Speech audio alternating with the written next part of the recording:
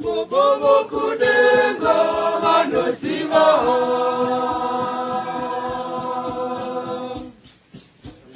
Musazita moyo muchete Titatyeri, titanweri Titapekeri Bobo kudenga vanosiva kutizo Sose munoshidao Tahira isiri tekenga Hatikari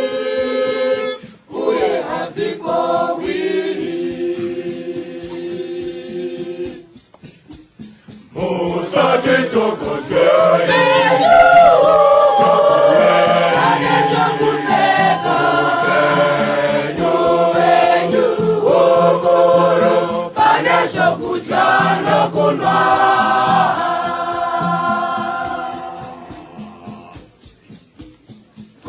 Kondioni angarepese upenyu wake Lokosika moyo Musate dokoteri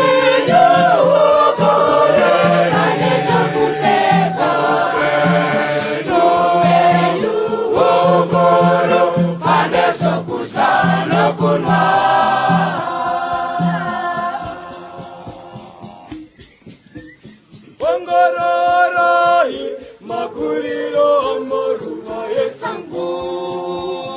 Ahabati basa haruki Musate dokoteri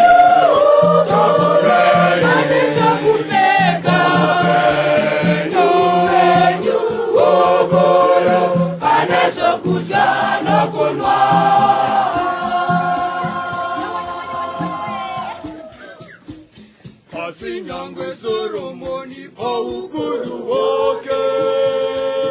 Ahana kumbashongetwa seruvare sango Musate dokoteri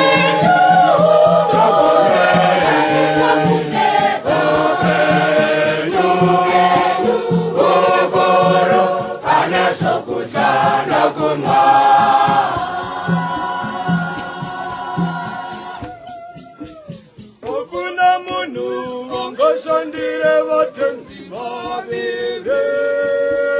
Amunga shandire mwari kana mari Musate dokoteri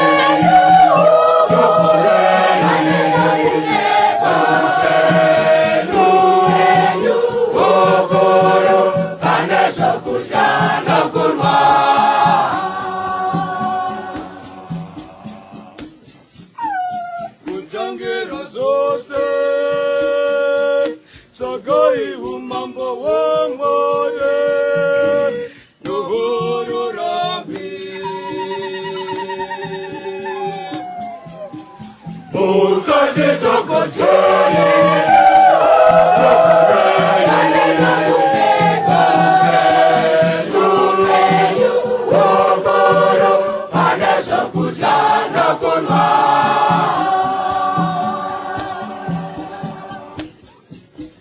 Bobo kudenga vanosiva